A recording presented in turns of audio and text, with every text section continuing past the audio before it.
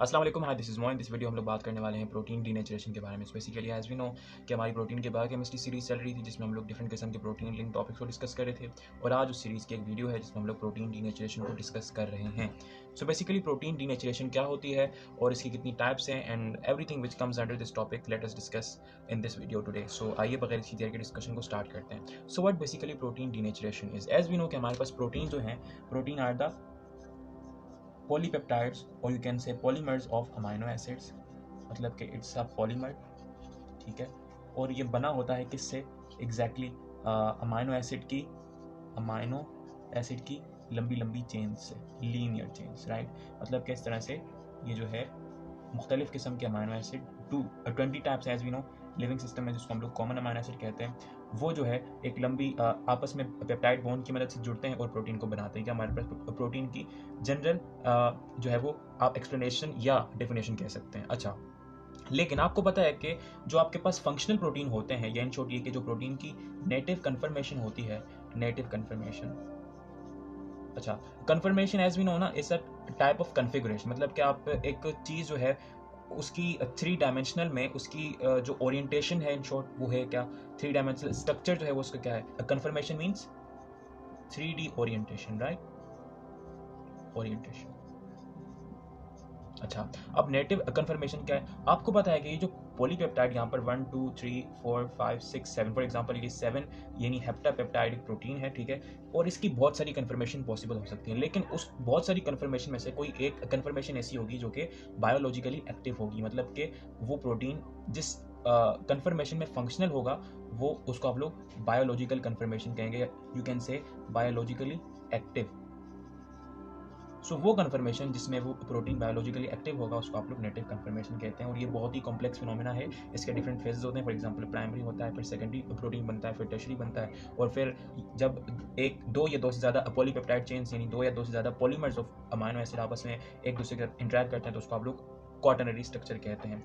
तो आपको पता है कि protein is a very complex structure, और आपको पता है कि आपके पास इस तरह से, अगर मैं बिल्कुल रैंडमली बनाऊँ तो इस तरह से सपोज कीजिए कि एक खास कन्फर्मेशन है प्रोटीन की जिसमें वो जो है वो लिविंग सिस्टम में एक्टिव है। ये मैंने बिल्कुल रैंडम बनाया, मतलब ऐसा होता नहीं है, आपको पता है। For example as you can see के कुछ प्रोटीन्स आपको मतलब प्रोटीन आपको इस तरह के दिखते हैं, या आपके पास ये जो स्प्रिंग्स आप देख रहे हैं, ठीक है, या आपके पास अल्फा हेलिक्स हैं, ठीक है। इसके अलावा ये जो एरोज हैं इसको आप लोग बीटा शीट्स कहते हैं। इसके अलावा ये जो छोटी छोटी लाइंस, जो कर्व्स आप देख रहे हैं, जो कि दो अल्फा हेलिक्स या फिर दो एक अल्फा हेलिक्स या फिर एक बीटा शीट को आपस में कनेक्ट कर रहे हैं, इसको आप लोग टर्न्स कहते हैं। मतलब किस तरह से बहुत सारे सेकेंडरी स्ट्रक्चर आप प्रोटीन में देखते हैं, ये असल में प्रोटीन की एक्चुअल जो है वो आप इसको फिगर कह सकते हैं। लेकिन फॉर एग्जांपल सपोज कीजिए मैंने इसको यहाँ पर एक प्रोटीन की कन्फर्मेशन ड्रॉ कर दी, मतलब एक रैंडम सा प्रोटीन है, उसकी ये कन्फर्मेशन है। आपको पता है कि प्रोटीन को इस कन्फर्मेशन में मेंटेन रखने के लिए there are 2 things which we have to focus on. First of all we have non covalent,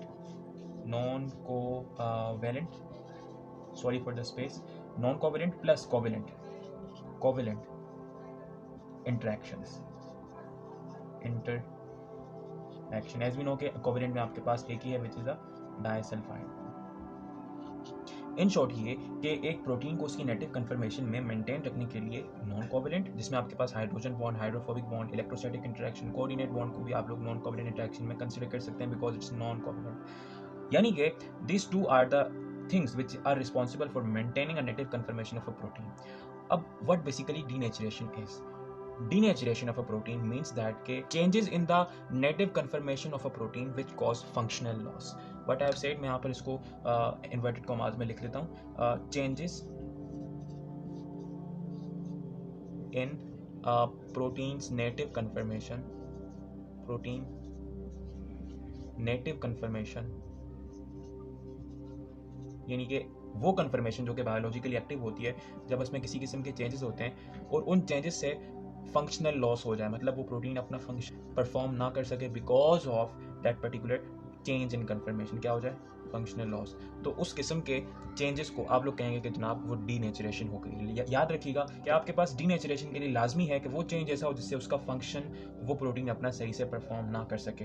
आपको पता है कि आपके पास प्रोटीन में ये दो मेन चीज़ें हैं जो कि यानी तो मेन इंटरेक्शन है नॉन कोवेलेंट एंड कोवेलेंट जो कि एक प्रोटीन की नेटिव कन्फर्मेशन को मेंटेन रखती हैं मोस्टली इनमें से, और ख़ास तौर पे ये नॉन कोवेलेंट इंटरेक्शन, बिकॉज आपको पता है कि these are non covalent and they are very very weak, तो ये आप अक्सर टूट जाती हैं। ठीक है, जब भी आपके पास जो इंटरनल सेलुलर इन्वायरमेंट है वो चेंज होता है, तो मोस्टली जब इस तरह की ये जो खास तौर पे हाइड्रोजन बॉन्ड टूटती है, या फॉर एग्जांपल हाइड्रोफोबिक बॉन्ड, या फॉर एग्जांपल इलेक्ट्रोस्टैटिक बॉन्ड टूटती है, उससे प्रोटीन का जो कन्फर्मेशन है वो डिस्टेबलाइज होता है या इन शॉर्ट चेंज होता है, और प्रोटीन जो है वो नॉन फंक्शन होता है, तो आप लोग ये कहेंगे कि वो प्रोटीन जो है वो डीनेचर हो गया है। Again one thing should be remember, for denaturation it's very much important कि फंक्शन का लॉस होना चाहिए। अच्छा, आपको पता है ना कि ये तो है नेटिव कन्फर्मेशन, और ये है पॉलीपेप्टाइड के अमाइनो एसिड सीक्वेंस, और आपस में यहाँ पर आप लोग ये देख सकते हैं कि ये आपके पास पेप्टाइड बॉन्ड, यानी दो अमाइनो एसिड आपस में जिस बॉन्ड की मदद से जुड़े हैं आप उसको एग्जैक्टली पेप्टाइड बॉन्ड कहते हैं।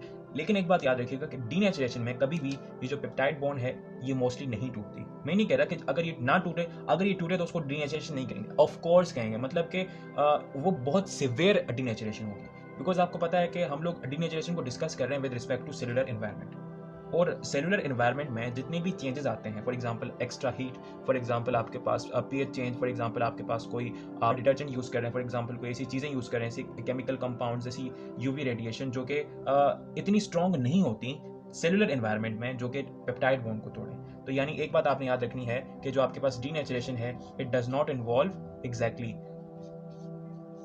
पेप्टाइड बॉन्ड, मतलब इसमें पेप्टाइड बॉन्ड ब्रेक नहीं होती, यानी इसके अलावा।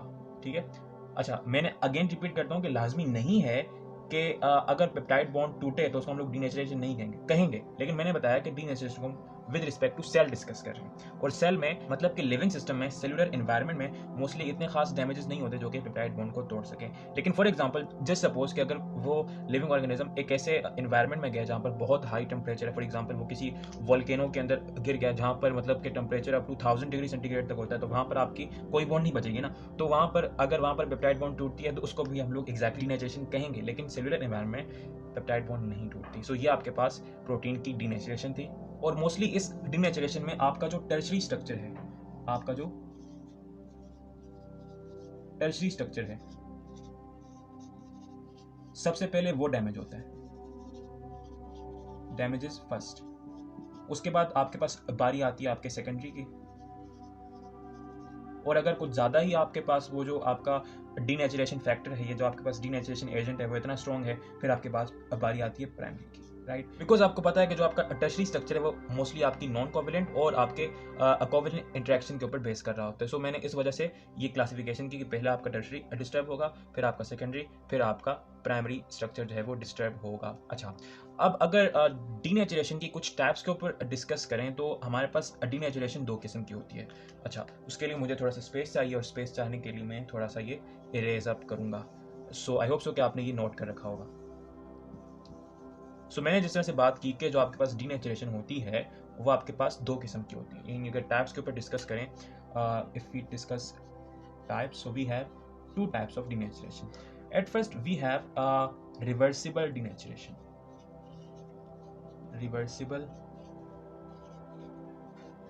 डीनेचुरेशन। अच्छा, अब ये क्या होती है? रिवर्सिबल डीनेचुरेशन ये होती है कि जब कभी आप फॉर एग्जांपल सपोज कीजिए कि ये आपके पास एक प्रोटीन था, for example there is a protein, मैं जैसे एक नाम ही लिख देता हूँ, फॉर एग्जांपल ये आपके पास एक प्रोटीन है जो कि नॉर्मल सेलुलर एनवायरनमेंट में अच्छे से काम कर रहा था, आपके पास मतलब आपने काम किया कि आपने उसको एक बहुत ही एक्सट्रीम एनवायरनमेंट में रख दी। फॉर एग्जांपल सपोज कीजिए कि आपने उसके अंदर फॉर एग्जांपल सपोज कीजिए जो सॉल्ट की कंसनट्रेशन है, सॉल्ट कंसनट्रेशन वो आपने अप टू 30 मोल्स कर दी, 30 मोल्स, सही है। तो उससे क्या हुआ कि उस प्रोटीन की जो नेटिव कन्फर्मेशन है वो डिस्टर्ब हो गई और वो डीनेचर हो गया। लेकिन जस्ट सपोज कि आपने जब वो 30 एम वाले एनवायरनमेंट से उस प्रोटीन को निकाला और वापस उसको एक सेलुलर एनवायरनमेंट दिया, सेलुलर एनवायरनमेंट, तो आपको पता है कि जो आपकी प्रोटीन की नेटिव कन्फर्मेशन होती है वो टोटली डिपेंड करती है उसकी प्राइमरी स्ट्रक्चर के ऊपर। मैं इसको अगेन रिवाइज करके आपको एक्सप्लेन कराता हूँ। मीन्स के native confirmation of a protein mostly depends on its primary structure, ये इन शॉर्ट जो इसका अमाइनो एसिड सीक्वेंस होता है, सीक्वेंस, यानी कि एक प्रोटीन का प्राइमरी स्ट्रक्चर यानी शॉर्ट उसका जो अमाइनो एसिड सीक्वेंस होता है वो उसके नेटिव कन्फर्मेशन को अगेन रीफॉर्म करता है अगर उसको वही सेलुलर नॉर्मल एनवायरनमेंट मिले। तो आपने ऐसे प्रोटीन को फॉर एग्जांपल आपने पहले उसको डीनेचर किया, लेकिन जब आपने उसको उस एनवायरनमेंट से निकाला और एक बिल्कुल प्योरीफाई करके एक नॉर्मल सेलुलर एनवायरनमेंट दिया और उस प्रोटीन ने अपनी नेटिव कन्फर्मेशन मेंटेन कर ली, तो इस केस में आप लोग उस डीनेचरेशन को कहेंगे रिवर्सिबल डीनेचरेशन। क्यों? क्योंकि आप उस डीनेचरेशन को रिवर्स कर सकते हैं when you actually maintain that particular cellular environment. For example अगर आप हीमोग्लोबिन को, अगर आप हीमोग्लोबिन जो आपके पास ब्लड का प्रोटीन होता है प्रेजेंट इन योर आरबीसीज, अगर आप उसको सेलिकाइड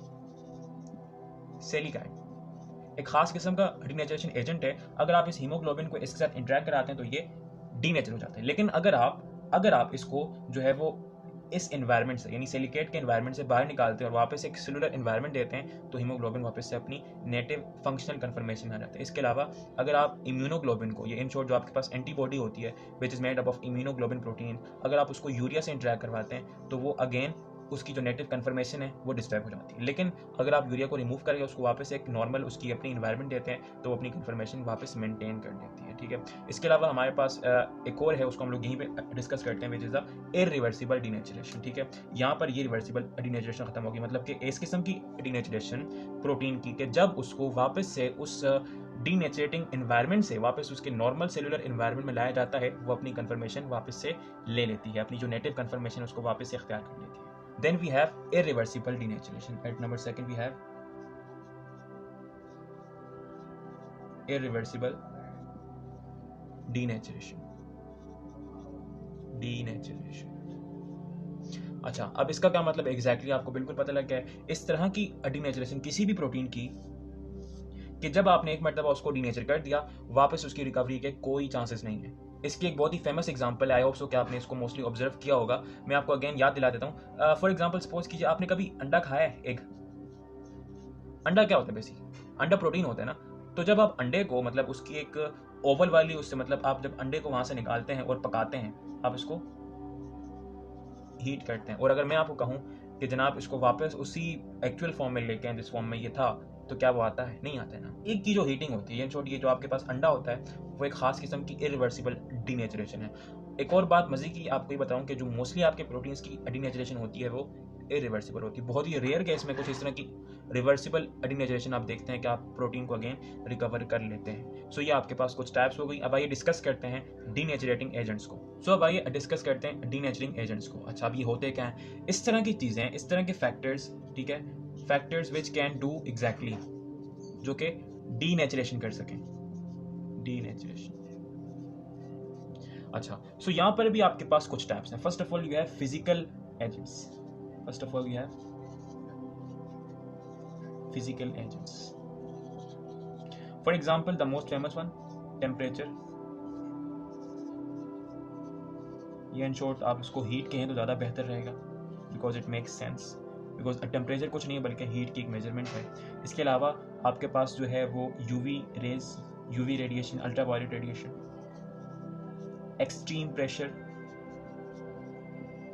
एक्सट्रीम प्रेशर, इन सब से जो आपका प्रोटीन है वो डीनेचर हो सकता है। ठीक है, इसके अलावा हमारे पास जो सेकंड टाइप है, राइट, वो है हमारे पास exactly chemical agents, chemical agents. Okay, so आपके पास इसमें फर्स्ट ऑफ ऑल आता है, सबसे पहले आपके पास है अल्कोहल। ठीक है, इसके अलावा आपके पास आता है एसीटोन। ठीक है, इसके बाद आपके पास आते हैं कुछ आपके पास जो डिटर्जेंट्स होते हैं, for example SDS, sodium dodecyl sulphate, sodium dodecyl sulphate, sorry sulphate. ठीक है, इसके अलावा फॉर एग्जांपल आपके पास यूरिया। ठीक है, अगर इसका मैं कुछ स्ट्रक्चर बनाऊं, आई होप सो कि आपको पता होगा, लेकिन let me draw that. For example there is carbon, double bonded oxygen, यहाँ पर भी अमाइन है और यहाँ पर भी अमाइन है, ये आपका यूरिया है। ठीक है, फॉर एग्जांपल इसके अलावा मैकैप्टोइथेनॉल, लेटर ऑन जाके हम लोग एक एग्जांपल को डिस्कस करेंगे डीनेचुरेशन और फिर रीनेचुरेशन में। फॉर एग्जांपल जो आपके पास राइबोन्यूक्लियस ए होता है, ठीक है, उसकी हम लोग एक्सपेरिमेंटेशन देखेंगे कि किस तरह से वो डीनेचर होता है और उसकी जो कन्फर्मेशन है वो किस तरह से अगेन हम लोग रिकवर कर लेते हैं। तो उसमें जो हम लोग डीनेचरिंग एजेंट यूज़ करते हैं वो होता है मरकैप्टो इथेनॉल। अगर हम लोग इसको बीटा मरकैप्टो इथेनॉल कहें तो ज़्यादा बेहतर रहेगा। It's beta mercapto ethanol, right. अगर इसका स्ट्रक्चर भी बनाऊं तो आपके पास ये कुछ इस तरह से बनेगा। यहाँ पर आपके पास थायो अल्कोहल है, यहाँ पर आपके पास सिंपल अल्कोहल है, ये आपके पास बीटा मरकैप्टो इथेनॉल है। और भी इस किस्म के बहुत सारे एक्सट्रीम रिएजेंट्स होते हैं जो कि प्रोटीन के साथ रिएक्ट करके उनको अनस्टेबल कर देते हैं। अब आइए कुछ खास किस्म के हमारे पास डीनेचुरेशन है, ठीक है, उसको हम लोग थोड़ा सा डिटेल में देखते हैं। आइए डिस्कस करते हैं। अब आइए डिस्कस करते हैं थोड़ा सा डिटेल में कुछ हमारे पास फैक्टर्स को, यानी कुछ रिएजेंट्स को, कुछ एजेंट्स को हम लोग थोड़ा सा डिटेल में देखते हैं। तो बेसिकली हीट कोई भी किसी भी प्रोटीन को क्यों और किस तरह से डीनेचर करता है। आपको पता है कि जो हीट है, जब आप उसको हीट देते हैं तो उसका जो टेम्परेचर है वो राइज होता है। And according to kinetic molecular theory, जो आपके पास टेम्परेचर है it is directly proportional to exactly kinetic energy. यानी जब आप किसी भी चीज़ का टेम्परेचर इंक्रीज करते हैं बाय गिविंग इट हीट, उसकी काइनेटिक एनर्जी इंक्रीज होती है। अगर हम लोग यहाँ पर वाइब्रेशनल काइनेटिक एनर्जी लें, बिकॉज हम लोग यहाँ पर मॉलिक्यूल्स को डिस्कस कर रहे हैं, सो मॉलिक्यूल्स की आपके पास वाइब्रेशनल काइनेटिक एनर्जी होती है। तो जब आपके पास वाइब्रेशनल काइनेटिक एनर्जी इंक्रीज होगी तो आपको पता है कि उनकी जो वाइब्रेशंस हैं वो भी आपके पास इंक्रीज हो जाएंगे। और जब वाइब्रेशन इंक्रीज होंगी उससे क्या होगा एग्जैक्टली वो मॉलिक्यूल्स जो हैं वो उनका जो मॉलिक्यूलर मोशन है, मॉलिक्यूलर मोशन वो जो है वो इंक्रीज हो जाएगा। और मॉलिक्यूलर मोशन के इंक्रीज होने की वजह से जितनी भी जो आपके पास वीक नॉन कोवैलेंट इंटरेक्शंस हैं, वीक नॉन कोवैलेंट इंटरेक्शंस वो जो है वो आपके पास ब्रेक होना शुरू हो जाएंगे। It will start breaking. And as we know कि जब वो ब्रेक होंगी तो आपके पास प्रोटीन की जो नेटिव कन्फर्मेशन है वो मेंटेन नहीं रहेगी। आपके पास जो हाइड्रोजन बॉन्ड होती है, hydrogen bond one of the non covalent interaction, वो अराउंड 60 डिग्री सेंटीग्रेड के ऊपर अप्रॉक्सीमेटली, राइट, वो ब्रेक होना शुरू हो जाती है, ठीक है। इसके अलावा अगर हम लोग इस डीनेचुरेशन ऑफ प्रोटीन को ऑन द कर्व यानी ऑन द ग्राफ हम लोग डिस्कस करें तो इसके जो डीनेचुरेशन कर्व होती है किसी भी प्रोटीन की, डीनेचुरेशन कर्व कहें तो बेहतर है, कर्व यानी शॉर्ट जो ग्राफ होता है वो सिग्मोइडल होता है, सिग्मोइडल। अगर हम लोग उसको कुछ ड्रॉ करने की कोशिश करें, ठीक है, बिल्कुल स्मॉल सा ड्रॉ करेंगे। यहाँ आपके पास percentage of denaturation, percentage of denaturation, denature लिख लेते हैं, ठीक है। और यहाँ पर आपके पास एक्स एक्सिस में टेम्परेचर रख देते हैं, टेम्परेचर। सो जब आप इस ग्राफ है वो ड्रॉ करेंगे तो ये कुछ इस तरह का बनेगा कि इनिशियली जो है वो डीनेचुरेशन हल्की सी परसिस्ट होगी, ठीक है, तो उसके बाद ये बिल्कुल लीनियर हो जाएगी और एक खास पॉइंट पे आके ये रुक जाएगी, बिकॉज एक प्रोटीन एक हद तक डीनेचर हो सकता है। दिस इज द 100% पॉइंट, मतलब कि यहाँ पर प्रोटीन 100% डीनेचर हो जाएगा। यहाँ पर अगर हम देखें इसको गौर से तो ये ग्राफ कुछ इस तरह से है, मतलब कि यहाँ से बिल्कुल स्ट्रेट आ रहा है, मतलब कि इनिशियली जो डीनेचुरेशन है वो प्रेजेंट हो रही है। फॉर एग्जांपल ये आपके पास 0 डिग्री है यहाँ पर और यहाँ पर आपके पास 100 डिग्री है, मतलब कि 100 डिग्री के ऊपर ये प्रोटीन कंप्लीटली डीनेचर हो चुका है, ठीक है, फॉर एग्जांपल। तो इनिशियली यहाँ पर आप लोग देख सकते हैं कि यहाँ पर एक रेजिस्टेंस है, ठीक है, और जब वो रेजिस्टेंस खत्म होती है तो उसके बाद जो डीनेचुरेशन है वो बिल्कुल लीनियरली, ऑलमोस्ट इतनी लीनियर नहीं होती, late me draw it again, ये कुछ इस तरह से होता है, इस तरह से बिल्कुल लीनियरली जो है वो प्रोटीन जो है वो डीनेचर हो जाता है। तो इन शॉर्ट हम लोग ये कह सकते हैं कि जब भी आपके पास पहली आपके पास हाइड्रोजन बॉन्ड या कोई भी नॉन कोवैलेंट इंटरेक्शन टूटता है, फर्स्ट बॉन्ड ब्रेक, ठीक है, तो वो एक चेन शुरू कर देता है, चेन स्टार्ट, मतलब वो एक चेन रिएक्शन आप कह लें, एक चेन प्रोसेस शुरू कर देता है जो कि उस पूरे प्रोटीन को within milliseconds denature कर देता है। What it say that के denaturation is a cooperative process,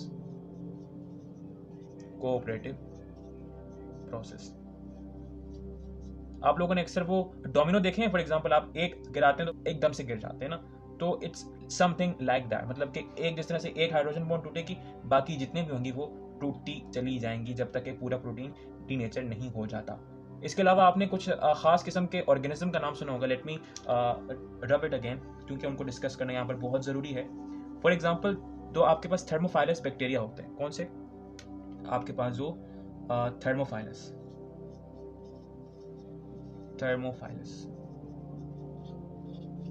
bacteria.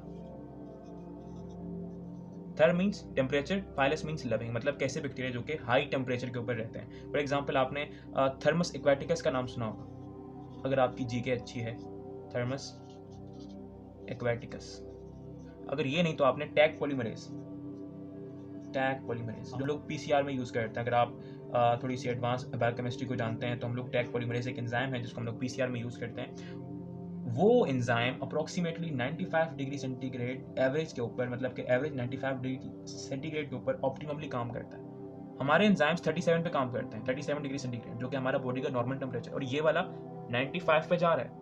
तो मतलब इसका जो एवरेज सर्वाइविंग टेम्परेचर है वो कितना ज़्यादा है। अच्छा, जब रिसर्च की गई कि उसके प्रोटीन में ऐसी कौन सी खास बात है जो कि उनको इतनी हाई टेम्परेचर पर सर्वाइव करने को दे रही हैं, तो ऐसा कुछ खास उनमें नहीं मिला। सारे के सारे स्ट्रक्चर्स बिल्कुल सिमिलर थे, कि जो एक्सपेरिमेंट कर रहे थे उनको वजह नहीं पता लगी आज तक कि इन प्रोटीन्स की स्टेबिलिटी कितनी, वजह क्या है कि ये इतनी हाई टेम्परेचर के ऊपर by having the same structure वो सर्वाइव कर रहे हैं। हीट से कुछ इस तरह से आपके पास डीनेचरेशन होती है। अब आइए बात करते हैं एक्सट्रीम पीएच चेंज के ऊपर कि एक्सट्रीम पीएच चेंज से क्या होता है। ये आपके पास थोड़ा सा कॉम्प्लेक्स था, लेकिन इसके बाद बाकी सारे तकरीबन इंट्रो ही हैं, मतलब आपको मतलब बहुत ही बेसिक सी बात है। For example, extreme pH change किस तरह से डीनेचर करता है।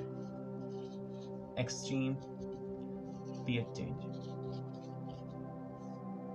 असल में ये जो आपके पास एक्सट्रीम पीएच चेंज होता है, जब आप कोई भी एसिड डालते हैं या जब आप कोई भी बेस डालते हैं तो उससे क्या होता है, उससे पीएच चेंज होता है, उसको आप लोग एक्सट्रीम पीएच चेंज कहते हैं। आपको पता है कि प्रोटीन में बहुत सारे अमाइनो एसिड ऐसे होते हैं जो कि आपके पास चार्ज होते हैं, चार्ज, मतलब उनके ऊपर कोई भी पॉजिटिव या इन शॉर्ट नेगेटिव चार्ज लगा होता है।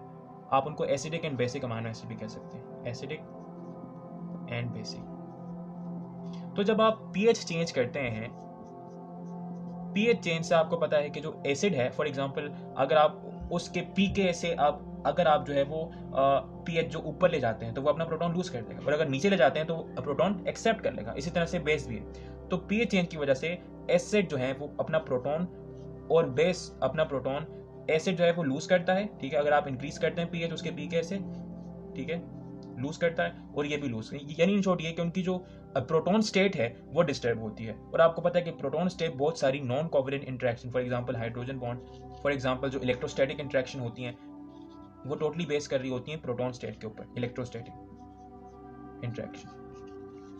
तो इन शॉर्ट ये कि एक्सट्रीम पीएच चेंज कुछ नहीं करता, हाइड्रोजन बॉन्ड और इलेक्ट्रोस्टैटिक बॉन्ड को डिस्टर्ब करता है, और इन दोनों बॉन्ड के डिस्टर्ब होने की वजह से प्रोटीन की नेटिव कन्फर्मेशन मेंटेन नहीं रहती और वो जो प्रोटीन है वो डीनेचर हो जाता है। अब आइए बात करते हैं कि जो आपके पास जो डिटर्जेंट्स हैं वो किस तरह से प्रोटीन को डीनेचर करते हैं। सो फॉर एग्जांपल, डिटर्जेंट्स मैं पहले लिख लेता हूँ सब, बिकॉज इसके बाद सब बिल्कुल इंट्रोडक्शंस ही हैं। इसके बाद जो आपके पास यूरिया एंड ग्वानिडाइनो, एक नया नाम आप सुन सकते हैं HCl, एक खास किस्म का HCl होता है, ठीक है। इसके अलावा जो आपके पास बीटा मरकैप्टो इथेनॉल है, स्पेलिंग मेरी गलत हो सकती है, देख लीजिएगा अगर आपको डाउट है।